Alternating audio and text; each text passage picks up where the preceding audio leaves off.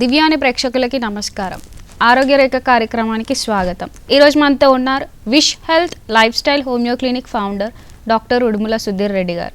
వారిని అడుగు తెలుసుకుందాం, డయాబెటీస్ ఉన్నవారు మిల్లెట్స్ ఎందుకు తినాలి, దానివల్ల కలిగే ఉపయోగాలు ఏంటి. నమస్కారం డాక్టర్ గారు. నమస్కారం. డయాబెటీస్ ఉన్న వాళ్ళు మిల్లెట్స్ ఎందుకు తీసుకోవాలి సార్? ఈ మిల్లెట్స్ అసలు డయాబెటీస్ ఉన్న వాళ్ళు మిల్లెట్స్ ఎందుకు తీసుకోవాలంటే బేసికల్గా మనం తీసుకునే రెగ్యులర్ ఆహారంలో రైస్ కానీ గోధుమలు కానీ ఇప్పుడు వరకు తీసుకున్నది రిఫైన్డ్ ఫుడ్ అనమాట. అంటే హైలీ ప్రాసెస్ చేసి దాంట్లో ఉన్న ఫైబరు ఇవన్నీ తీసేయడం ద్వారా ఓన్లీ కార్బోహైడ్రేటే మిగిలిపోయింది. అందువల్ల మనకు షుగర్ లోడ్ ఎక్కువ అవుతుంది, తక్కువ టైంలో ఎక్కువ షుగర్ లోడ్ అవుతుంది. అందువల్ల మీకు రిఫైన్డ్ రైస్ కానీ పాలిష్ రైస్ కానీ రిఫైన్డ్ గోధుమ పిండి కానీ మీకు పనికిరాదు షుగర్ ఉన్న వాళ్ళకు. అదే మిల్లెట్స్లో వీటిని చిరుధాన్యాలు అంటారు. మనం ఒకప్పుడు మన పూర్వీకులు మన తాతలు మరి 30-40 సంవత్సరాల క్రితం వరకు తిన్నారు. అప్పుడు ఓన్లీ పండుగలు వచ్చినప్పుడే తెల్లన్నం తినేవాళ్ళు, అది కూడా దంపుడు బియ్యం తినేవాళ్ళు. అందువల్ల వాళ్ళు ఆరోగ్యంగా ఉన్నారు. వాళ్ళు ఎవరికి కూడా మనకు రక్తం తక్కువ ఉందని ట్యాబ్లెట్లు వేసుకోవడం, బి విటమిన్ తక్కువ ఉందని ట్యాబ్లెట్లు వేసుకోవడం, డి విటమిన్ తక్కువ ఉందని ట్యాబ్లెట్లు వేసుకోవడం అవసరం పడలేదు. వాళ్ళు ఎవరికి డయాబెటీస్ రాలేదు. ఎందుకంటే వాళ్ళు హోల్ గ్రెయిన్ ఫుడ్ తిన్నారు. దాంట్లో అన్ని ఉపయోగపడే ఆహార పదార్థాలు, మైక్రో ఎలిమెంట్స్ అన్నీ ఉన్నాయి కాబట్టి వాళ్ళకి ఎప్పుడు కూడా ఆహార లోపం అనేది, పోషకాహార లోపం అనేది కలగలేదు. మనం రైస్లో అంటే బియ్యంలో పై లేయర్లోనే మనకు ఉపయోగపడే అన్ని ఇంపార్టెంట్ ఆహార పదార్థాలు, పోషకాలు ఉంటాయి. అది గోధుమలో కూడా అంతే. మనం ఎప్పుడైతే పాలిష్ చేసి పై లేయర్ మనం బియ్యం తెల్లగా కనపడాలి, చూస్తేనే మంచిగా అనిపించాలని చెప్పేసి మొత్తం తీసేస్తే మనకు ఉపయోగపడే పోషకాహారాన్ని తవుడులో వెళ్ళిపోయి మనం పనికిరాని చెత్త మాత్రమే తింటున్నాం. అందువల్ల క్రమేపీ over a period of time అందరికి కూడా విటమిన్ బి డెఫిషియన్సీ కామన్గా వచ్చేసింది. విటమిన్ డి ఏమో ఎండకి పోకపోవడం వల్ల అలా డి విటమిన్ డెఫిషియన్సీ రావటం, మనం ప్రత్యేకించి రిఫైన్డ్ ఫుడ్, పాలిష్ చేసిన ఫుడ్ తినడం వల్ల బి విటమిన్ లోపం రావటం, మిగిలిపోయిన కార్బోహైడ్రేట్ చెత్త తినడం ద్వారా మనకు షుగర్ త్వరగా రావటం, ఎక్కువ ఫ్యాట్ అవ్వటం, ఇలా రకరకాల కారణాల చేత మనకి షుగర్ వచ్చేస్తుంది. అందువల్ల మనం మిల్లెట్స్ తీసుకుంటే ఈ మిల్లెట్స్లో ఉండే ఒక అడ్వాంటేజ్ ఏంటంటే అది ఉండడమే ధాన్యం చాలా చిన్నగా ఉంటుంది, దాన్ని మీరు పాలిష్ చేయడం అంత ఈజీ కాదు. సో పాలిష్ చేయకుండా as it is whole grain లాగా ఆర్ మినిమం పాలిష్ చేయడం ద్వారా మనం మిల్లెట్స్ తీసుకోవట్టే మనకి షుగర్ ఉన్న వాళ్ళకే కాదు, షుగర్ లేని వాళ్ళకి కూడా మంచిదే. షుగర్ ఉన్న వాళ్ళకైతే చాలా చాలా ఉపయోగపడుద్ది. ఎందుకు అంటే దాంట్లో మనం ఫైబర్ అలాగే ఉంటుంది. కొంచెం ఈ మిల్లెట్స్, ఈ చిరుధాన్యాలు అన్నిటికి కూడా బేసిక్గా ఆ ధాన్యం పైన ఉండే పొర గట్టిగా ఉండడం ద్వారా అరగడానికి కానీ ఎక్కువ టైం తీసుకుంటుంది. ఫైబర్ కూడా ఎక్కువ ఉంటుంది కాబట్టి మీకు ఈ అన్నం తిన్న తర్వాత అరిగి షుగర్ రక్తంలో రిలీజ్ అయ్యే ప్రాసెస్ నిదానంగా రిలీజ్ అవుతుంది. సో అందువల్ల మీకు వెంటనే షుగరు ఒకేసారి ఇట్లా ఫ్లడ్ గేట్స్ ఎత్తేసినట్టు రాదు. కాబట్టి మనం ఇన్సులిన్ ఎంతైతే ఉత్పత్తి అవుతుందో క్రమేపీ మీకు అబ్జర్వ్ అయిపోతుంది. రెండోది ఏంటంటే ఎక్కువ దళసరి స్కిన్ ఉండటం ద్వారా మనకు తిన్ననే వెంటనే అరగదు కాబట్టి మీకు కడుపులో నిండా ఉంటుంది కాబట్టి మీరు రెండో ఫుడ్ తినరు. ఎప్పుడైతే మనం పాలిష్డ్ రైస్ తీసుకుంటామో వెంటనే అరిగిపోతుంది, షుగర్ కూడా ఒకేసారి ఫ్లడ్ గేట్స్ రిలీజ్ అయినట్టు అయిపోతుంది కాబట్టి మీకు డయాబెటీస్ లాగా ఉండిపోతుంది. రెండోది ఎక్కువ తొందరగా అరిగిపోతుంది కాబట్టి ఈ అరిగిపోగానే మళ్ళీ ఆకలి అవుతుంది. సో అంటే నెంబర్ ఆఫ్ టైమ్స్ మీరు ఎక్కువ సార్లు తింటారు. మామూలుగా మీరు మిల్లెట్స్ తింటే 2 సార్లు తింటే సరిపోయేది, మీరు రిఫైన్డ్ ఫుడ్ తింటే 5 సార్లు తినాల్సి వస్తుంది. ఎందుకంటే మాటికి ఆకలిస్తుంది. సో ఎక్కువ లోడ్ కూడా అవుతుంది. సో అందువల్ల మీకు షుగర్ ఎప్పుడు కంట్రోల్ కాదు రిఫైన్డ్ ఫుడ్ తిన్నప్పుడు. ఈ మిల్లెట్స్ తిన్నప్పుడు ఏంటంటే మీకు స్కిన్ దళసరిగా ఉండటము, ఎక్కువ బల్క్ ఉండటం, అంటే మీకు కడుపులో ఎక్కువసేపు ఉండటం మూలన మీరు ఎక్కువ తినరు, ఎక్కువ తినలేరు కూడా. అండ్ ఎంత తిన్నా కూడా బ్లడ్లో క్రమేపీ షుగర్ రిలీజ్ అవుతుంది కాబట్టి మీకు వెంటనే అబ్జర్వ్ అయిపోతుంది, షుగర్ కంట్రోల్కి వస్తుంది. అసలు మిల్లెట్స్ అంటే ఏంటి సార్? మిల్లెట్స్ అంటే చాలా రకాలు ఉన్నాయి. ముఖ్యంగా జొన్నలు, సామలు, అరికెలు, ఊదలు, సజ్జలు, ఇలా రకరకాల మిల్లెట్స్ ఉన్నాయి. అన్ని మిల్లెట్స్ కూడా షుగర్ పేషెంట్స్ తినొచ్చు మనం. అందులో ముఖ్యంగా షుగర్ పేషెంట్లకు బాగా ఉపయోగపడేది కొర్రలు. చాలామంది ఏమనుకుంటారంటే మీకు షుగర్ రాగానే జొన్న అన్నం తినండి మంచిది, పచ్చజొన్నలు ఎక్కువ చాలా మంచిది అంటారు. మీరు గోధుమలు తెల్లన్నం కంటే జొన్నలు బెటరే, కానీ జొన్నలు గ్లైసెమిక్ ఇండెక్స్ కూడా మీకు 70 వరకు ఉంటుంది. రైస్ అయితే 80-85 ఉంటుంది. ఎట్లాగూ మీరు రైసే మానేసినప్పుడు జొన్నల బదులు కొర్రలు తీసుకోండి. ఈ కొర్రలు డయాబెటీస్ని తగ్గించేదానికి అతి ఎక్కువ ఉపయోగపడే మిల్లెట్స్ అన్నమాట. దీని మీద చాలా సైంటిఫిక్ రీసెర్చ్ జరిగింది. ఈ రీసెర్చ్లో అన్ని మిల్లెట్స్లోకెల్లా కొర్రల్లో షుగర్కి కంట్రోల్ చేసేదానికి ఎక్కువ ఆస్కారం ఉన్నట్టుగా ప్రూవ్ అయింది. రకరకాల వ్యక్తుల మీద డిఫరెంట్ కంట్రీస్లో స్టడీ చేసి చివరికి తేల్చింది ఏంటంటే అన్ని మిల్లెట్స్లోకెల్లా కొర్రలు చాలా చాలా బాగా ఉపయోగపడతాయి డయాబెటీస్కి. ఎందుకంటే ఈ కొర్రలు కానీ, సామలు కానీ, ఊదలు కానీ, సజ్జలు కానీ వీటిల్లో గ్లైసెమిక్ ఇండెక్స్ 50-50% ఉంటాయి. గ్లైసెమిక్ ఇండెక్స్ అంటే మనం ఆహారం తీసుకోగానే రక్తంలో షుగర్ రిలీజ్ అయ్యే శాతం. అదే వైట్ రైస్కి 85% ఉంటే ఈ కొర్రలు సామలకి వీటికి 50-55% ఉంటుంది. సో అంత తేడా ఉందన్నమాట. అందువల్ల మీకు వెంటనే షుగర్ రిలీజ్ కాదు కాబట్టి వాటిలో కూడా కార్బోహైడ్రేట్స్ ఉంటాయి. మిల్లెట్స్లో కూడా కార్బోహైడ్రేట్స్ ఉంటాయి. మన కార్బోహైడ్రేట్స్ తోటి శత్రుత్వం లేదు, కార్బోహైడ్రేట్స్ వల్ల షుగర్ రాలేదు. ప్రాబ్లం వల్ల రిఫైన్డ్ కార్బోహైడ్రేట్స్, సింపుల్ షుగర్స్ తోటే మీకు ప్రాబ్లం. మీరు షుగర్ తినొద్దు అనట్లేదు, ఇండైరెక్ట్ షుగర్స్ మీరు తినొచ్చు. డైరెక్ట్ షుగర్స్ రూపాంతరం చెంది రిఫైన్డ్ షుగర్సే తీసుకోకూడదు. అట్లాగే మిల్లెట్స్లో కూడా మనకి ఎంతో కార్బోహైడ్రేట్స్ ఉంటాయి. దాంతోపాటు మీకు చాలా మెగ్నీషియము, కాల్షియము, ఐరన్ ఇట్లాంటివన్నీ చాలా బాగా దండిగా అందుబాటులో ఉంటాయి. లిటిల్ మిల్లెట్ అంటారు, సామలు అంటారు తెలుగులో. వాటిల్లో ఎంత ఐరన్ ఉంటుందంటే మీరు రోజు కనుక లిటిల్ మిల్లెట్ తోటి అంటే సామలతోటి మీరు అన్నంలాగా తింటే మీకు ఐరన్ మాత్రం వేసుకునే అవసరమే ఉండదు. నా దగ్గర ఎంతోమంది పేషెంట్స్ ఉన్నారు, వాళ్ళ జీవితకాలంలో వాళ్ళ హిమోగ్లోబిన్ ఎప్పుడు 7-8 కంటే ఎక్కువ ఉండేది కాదు. మనం ఎప్పుడైతే వాళ్ళ డైట్ చేంజ్ చేసి షుగర్ కోసం ఇవన్నీ చేశామో వాళ్ళు షుగర్ కంట్రోల్ అవ్వటమే కాదు, బేసికల్గా వాళ్ళ హిమోగ్లోబిన్ 7-8 నుంచి 12-13 దాకా ఆటోమేటిక్గా ఏ టాబ్లెట్ వేసే అవసరం లేకుండా పెరిగింది. అంత తేడా ఉంటుంది. మన చిన్న మార్పే. స్టార్టింగ్లో ఏంటంటే మనకు కొంచెం వైట్ రైస్ ఉన్నంత తీయగా, స్వీట్గా, రుచిగా ఉండదు. కానీ వీటిని కూడా చాలా రుచికరంగా చేసుకోవచ్చు. మనకు తెలియక మనం చేసుకోము అంతే. ఈ మిల్లెట్స్ అన్నిటినీ కూడా కొంచెం మనం మైండ్ మార్చుకుంటే కొంచెం ప్రాసెస్ ఎక్కువ అవుతుంది. కానీ మీరు వైట్ రైస్తో ఏమేమి ఆహార పదార్థాలు చేసుకోగలరో అన్నీ కూడా మిల్లెట్స్తో చేసుకోవచ్చు. చివరికి మీరు బిర్యానీ కూడా మిల్లెట్స్తో చేసుకోవచ్చు. వాటికంటే ఎక్కువ ఇవే టేస్ట్ ఉంటాయి. మీరు బిర్యానీ చేసుకోవచ్చు, చపాతీ చేసుకోవచ్చు, దోశలు చేసుకోవచ్చు, ఇడ్లీ చేసుకోవచ్చు, ఉప్మా చేసుకోవచ్చు. మిల్లెట్స్తో చేయరాని పని అంటూ ఏమీ లేదు. కాకపోతే మనకి ఇప్పటి వరకు వాటిని ఎక్కువ వాడలేదు కాబట్టి ఎక్కువ తెలీదు. రైస్ వాడుకున్నంత ఈజీ కాదు. కానీ రైస్ తోటి చేసుకునే వంటకాలు ఎంత రుచిగా ఉంటాయో మిల్లెట్స్తో చేసుకునే వంటకాలు కూడా అంతే రుచిగా ఉంటాయి. అంటే మీరు డయాబెటీస్ కంట్రోల్ చేసుకోవాలంటే ఇవన్నీ తినాలా, ఇది ఒక పనిష్మెంట్ లాగా, ఏ రుచి పచ్చి ఉండదని అనుకుంటారు. అటువంటిది ఏమీ కాదు. మీరు రుచిని కోల్పోకుండా, మీ ఇష్టాన్ని కోల్పోకుండా మీరు మిల్లెట్స్ తోటి అన్ని రకాల వంటలు చేసుకోవచ్చు. ఏ కాంప్రమైజ్ కావాల్సిన అవసరం లేదు. ఓన్లీ థింగ్ ఇస్ మనం మైండ్ సెట్ మార్చుకోవాలి. ఇప్పటి వరకు రైస్ తిన్నాం, ఇప్పుడు మిల్లెట్స్ తినండి. సగం మంది డాక్టర్లు అవసరం లేదు, సగం టాబ్లెట్లు అవసరం లేకుండానే మీ షుగర్ తగ్గిపోతుంది. సార్, మిల్లెట్స్ని ఎందుకు నానబెట్టాలి? ఈ మిగతా రైస్తో పోల్చుకుంటే మిల్లెట్స్ నానబెట్టి తినాలి. అది కూడా 7-8 గంటలు నానబెడితే మంచిది. ఎందుకంటే మిల్లెట్స్ నానబెట్టకుండా ఇన్స్టెంట్గా కుక్ చేసుకుంటే దాంట్లో ఒక చిన్న మైనస్ పాయింట్, చిన్న కెమికల్ ఉంటుంది. ఆ కెమికల్ న్యాచురల్గా ఉత్పత్తి అయ్యే కెమికల్, అది మంచిది కాదు. ఎప్పుడైతే మీరు నానబెడతారో ఈ వాటర్లో నానడం ద్వారా ఆ కెమికల్ న్యూట్రలైజ్ అయిపోతుంది. రెండో బెనిఫిట్ ఏంటంటే నానబెట్టి 7-8 అవర్స్ నానబెట్టడం ద్వారా మీకు ఆ మిల్లెట్స్లో ఉండే పై పొర మెత్తబడిపోతుంది, ఈజీగా ఉడుకుతుంది. అలా చేసుకున్నా కూడా మీరు రైస్ కంటే కొంచెం ఎక్కువ టైమే పడుతుంది మీరు ఈ మిల్లెట్స్ ఉడకడానికి. సార్, మిల్లెట్స్ అనేది ఎంత క్వాంటిటీలో తీసుకోవాలి, ఎంత మోతాదులో తీసుకోవాలి? ఈ మిల్లెట్స్ అయినా ఏ ఆహారం అయినా మనకు ఎంత అవసరమో అంతే తీసుకోవాలి. ఏదైనా మిల్లెట్స్ తిన్నాం కదా అని ఎంత పడితే అంత తింటే మీ షుగర్ ఏం కంట్రోల్ కాదు. మనం తీసుకునే పోర్షన్ క్వాంటిటీ అంటారు. అంటే ఒక భోజనంలో ఎంత తీసుకోవాలనేది మనం ఎప్పుడు అది గుర్తుపెట్టుకోవాలి.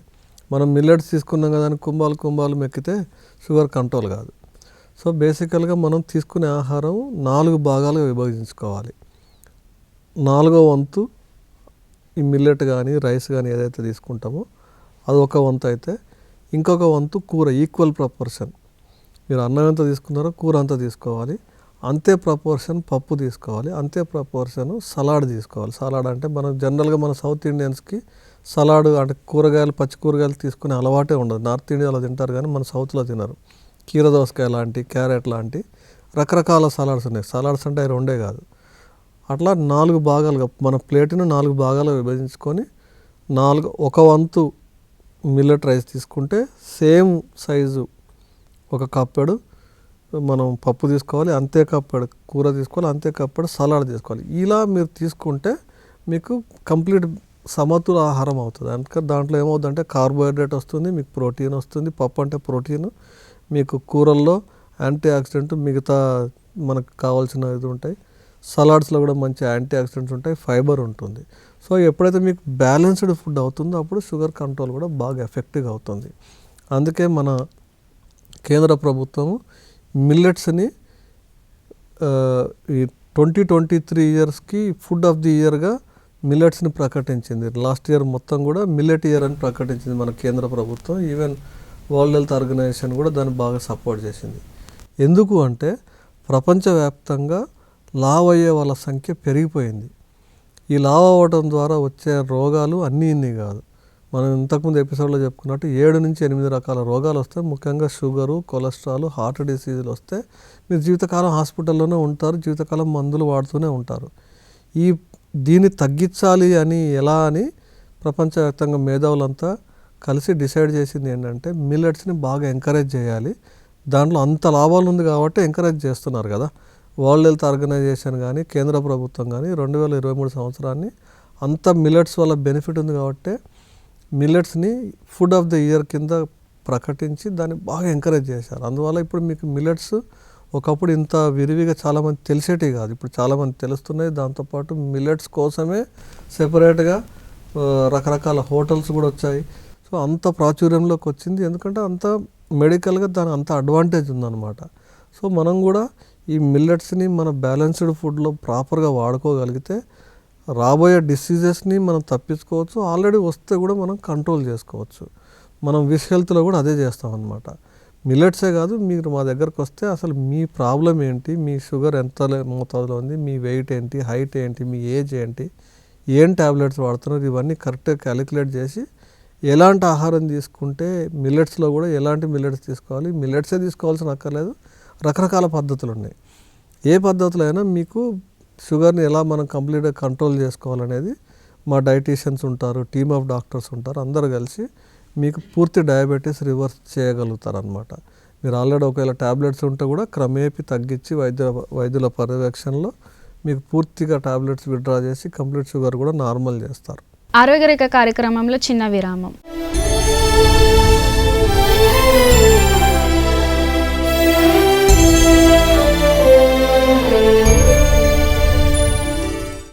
ఆరోగ్యరేఖ కార్యక్రమానికి తిరిగి స్వాగతం.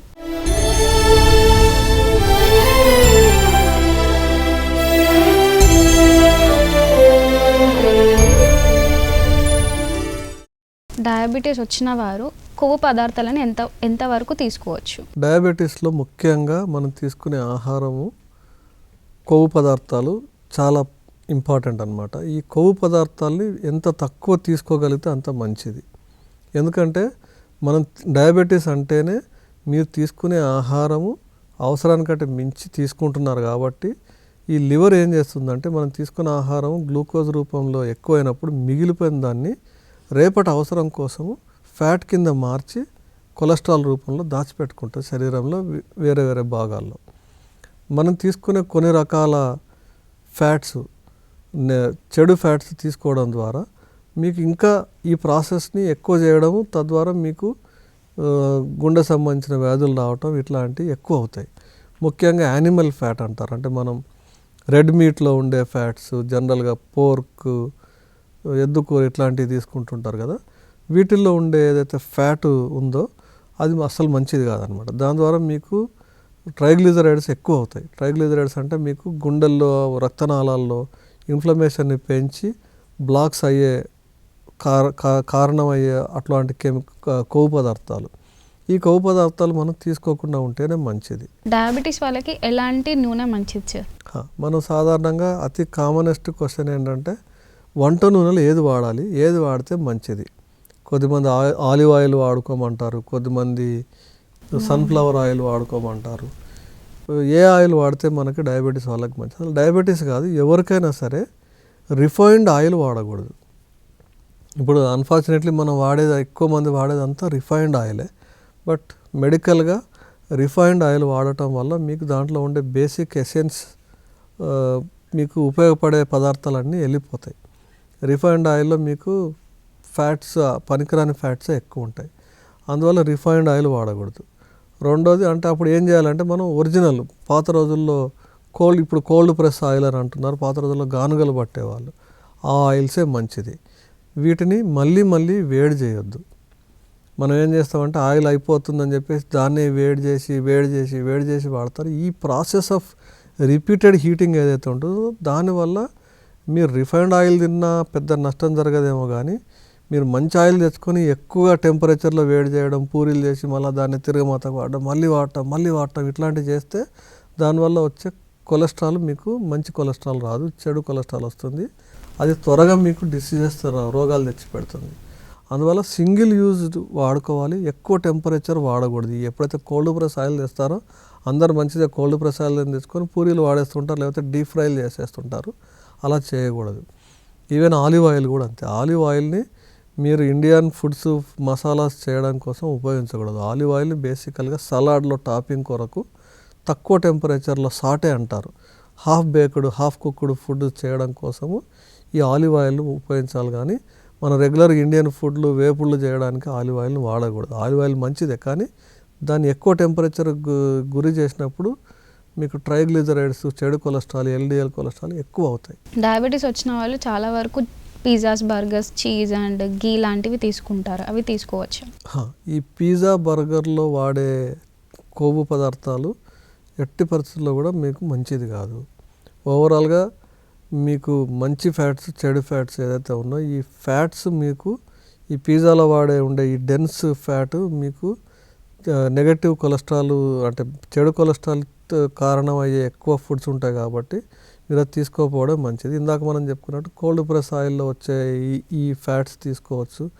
మీకు డ్రై ఫ్రూట్స్లో మీకు చాలా మంచి ఫ్యాట్స్ వస్తాయి. సన్ఫ్లవర్ సీడ్స్, మీరు పంప్కిన్ సీడ్స్, ఫ్లాక్స్ సీడ్స్, వీటిల్లో మీకు వాటిలో కూడా ఫ్యాట్స్ వస్తాయి, కానీ చాలా మంచి ఆరోగ్యానికి ఉపయోగపడే ఫ్యాట్స్ అన్నమాట. మీరు వాటిని రోజు కొంచెం తినండి, లేదంటే వాటితోటి మీరు వంటకాలు చేసుకొని తినండి, దే ఆర్ వెరీ గుడ్. అలాగే మనం తీసుకునే అన్ని ఆహార పదార్థాల్లో నెయ్యి గురించి కూడా చాలామందికి చాలా డౌట్ ఉంటుంది. నెయ్యి తినొచ్చు, ప్రాబ్లం లేదు, కాదు దాన్ని కూడా మళ్ళీ రీహీట్ చేయకూడదు. రీహీట్ చేయకుండా మీరు ఒకేసారి మామూలుగా కరిగించుకొని సింపుల్గా తీసుకోవచ్చు, దానివల్ల నష్టమేమి ఉండదు. దానిపైన కూడా చాలామంది డాక్టర్లోనే భిన్నాభిప్రాయాలు ఉన్నాయి. నెయ్యి తీసుకోవడం మంచిదే, ఏం ప్రాబ్లం లేదు. సార్, కీటో డైట్ అంటే ఏంటి? డయాబెటీస్ వాళ్ళు చాలా వరకు ఇది పాటిస్తూ ఉంటారు, దానివల్ల ఉపయోగాలు ఉన్నాయా? కీటో డైట్ అనేది, కీటో అంటేనే కొవ్వు పదార్థాలనే మెయిన్ ఆహారంగా తీసుకొని చేసే ఒక డయటరీ పద్ధతి. ఈ కీటో డైట్ ఫారిన్ కంట్రీస్లో ఈ మధ్యకాలంలో మన దగ్గర కూడా చాలా ప్రాచుర్యంలోకి వచ్చింది.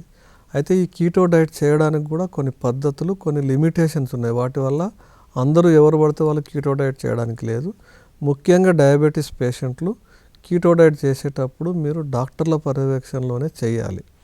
అండ్ కీటో డైట్ 2 నెలలు 3 నెలల కంటే ఎక్కువ చేయడానికి వీల్లేదు. ఆ చేసేటప్పుడు కూడా మీరు వేసుకునే ట్యాబ్లెట్లు ఏమున్నాయి వాటన్నిటిని కూడా మనం డాక్టర్ల పర్యవేక్షణలో తగ్గించుకోవడం కానీ ఆపడం కానీ చేయాలి. ఈ కీటో డైట్లో ఏం చేస్తారంటే ఓన్లీ కొవ్వు పదార్థాలనే తింటారు, కార్బోహైడ్రేట్స్ కానీ మిగతా ప్రోటీన్ కానీ ఏమీ తినకుండా ఒట్టి కొవ్వుని కొవ్వు ద్వారా కరిగించాలనే ఒక సిద్ధాంతంతో ఓన్లీ ఫ్యాట్ డైట్ తింటారు. ఈ ఫ్యాట్ డైట్ అంటే ముఖ్యంగా కొబ్బరి నూనె లాంటి మంచి ఆయిల్స్, వాటిని ఎక్కువ వేడి చేయకుండా వాటితోటి వంటకాలు చేసుకొని వాటినే తింటారు. సో ఫ్యాట్ తింటే ఏమవుతుందంటే ఇప్పుడు వరకు మనం తీసుకునే ఆహారంలో మనం కార్బోహైడ్రేట్స్, ప్రోటీను, ఫ్యాట్, ఈ 3 మ్యాక్రో ఎలిమెంట్స్ మనం తీసుకునే ఆహారం ఎక్కువ కార్బోహైడ్రేట్స్, కొంత ప్రోటీన్, కొంత ఫ్యాట్ ఉంటుంది జనరల్గా.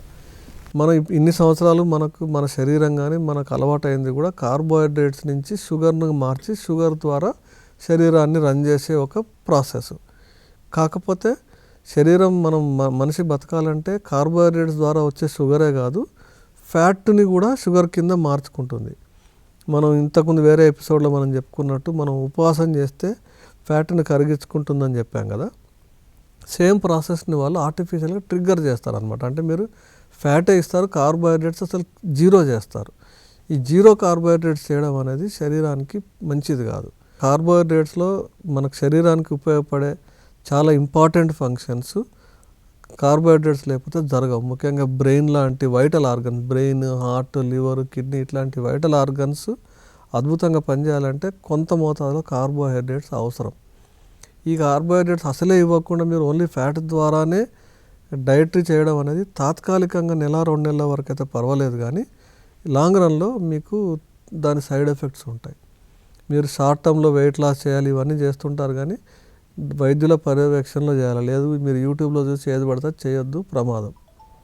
అయితే ఈ ఫ్యాట్ కీటో డైట్ చేస్తున్నప్పుడు మనకు చాలా సమస్యలు వస్తాయి. ఎందుకంటే కార్బోహైడ్రేట్ జీరో చేస్తాము, చాలామందికి డైజెస్టివ్ ప్రాబ్లమ్స్ వస్తాయి. చాలామందికి ఈ ఫ్యాట్ బర్న్ అయ్యే ప్రాసెస్లో వాళ్ళకి హెడేక్స్ వస్తుంటాయి, కొంచెం గిడ్డినెస్ వస్తుంది. కొన్ని తాత్కాలికంగా క్లియర్ అయిపోయినప్పటికీ దానివల్ల సైడ్ ఎఫెక్ట్లు చాలా ఉంటాయి. సో మెటబాలిజం మొత్తము ఒక ఏ ప్రాసెస్ నుంచి బి ప్రాసెస్కి షిఫ్ట్ అయిపోతుంది. అంటే కార్బోహైడ్రేట్స్, షుగరు, పిండి పదార్థాలని వాడుకొని జీవన ప్రక్రియలు సాగించాల్సింది ఫ్యాట్ నుంచి మొత్తం చేసుకొని జరగాల్సి ఉంటుంది. ఈ ప్రాసెస్లో కొంత మేలు జరిగినప్పటికీ నష్టం జరిగే అవకాశం ఎక్కువ ఉంది. కాబట్టి కీటో డైట్ మనం డయాబెటీస్ పేషెంట్లకు సజెస్ట్ చేయకూడదు. ఒకవేళ మీరు చేయాల్సి వచ్చినా కూడా డాక్టర్ల పర్యవేక్షణలో మందులు వారికి మీరు ఏం వాడుతున్నారు, మీరు చేసే పని అన్నీ చెప్పి తద్వారా చేసినా కూడా 1-2 నెలల కంటే ఎక్కువ డయాబెటీస్ పేషెంట్ చేయకుండా ఉండటమే మంచిది. మిల్లెట్స్ తీసుకోవడం వల్ల మలబద్ధకం వస్తుంది అని అంటున్నారు, అది ఎంతవరకు నిజం? చాలా మందిలో ఈ డౌట్ ఉంటుందండి. మిల్లెట్స్ వల్ల సైడ్ ఎఫెక్ట్స్ వస్తాయా, మిల్లెట్స్ వల్ల నాకు వేడి చేస్తుంది, మిల్లెట్స్ వల్ల నాకు పొట్టుబ్బరం అవుతుంది, కొద్దిమందిలో మలబద్ధకం, కాన్స్టిపేషన్ అవుతుంది అనేది చాలామంది వింటుంటాం. మిల్లెట్స్ వల్ల వేడి చేయటం అనేది జరగదు, అది మన అపోహ. అయితే మిల్లెట్స్ స్కిన్ దలసరిగా ఉండటము, రైస్ తినే అలవాటు, సాఫ్ట్గా అన్నం, మెత్తగా ఉడకబెట్టిన అన్నం తిని కొంచెం హార్డ్గా ఉండే మిల్లెట్స్ తినేటప్పటికి కొంచెం డైజెషన్ అడ్జస్ట్ చేసుకోవడానికి కొంచెం టైం పట్టుద్ది. సో అందువల్ల మీకు ఒక వారం 15 రోజులు కొంచెం పొట్టుబ్బరం వచ్చినట్టు అనిపించడము, కొద్ది మందిలో కాన్స్టిపేషన్ వస్తుందని కంప్లైంట్ చేస్తారు. కాన్స్టిపేషన్ మిల్లెట్స్ వల్ల రాదు. మిల్లెట్స్లో మలబద్ధకంకి కారణమయ్యే లాంటి పదార్థాలు ఏం లేవు. ఇంకా రివర్స్లో మిల్లెట్స్లో ఫైబర్ ఎక్కువ ఉండటం వల్ల మీకు మలబద్ధకం కానీ కాన్స్టిపేషన్, మోషన్ సాఫీగా అయ్యేదానికే అవకాశం ఎక్కువ ఉంది. సాఫీగా అయ్యేలాంటి ఫైబరే ఎక్కువ ఉంటుంది. అయితే ఈ మిల్లెట్స్ తీసుకున్నప్పుడు మనకు ఎక్కువ నీళ్లు తాగాల్సి ఉంటుంది.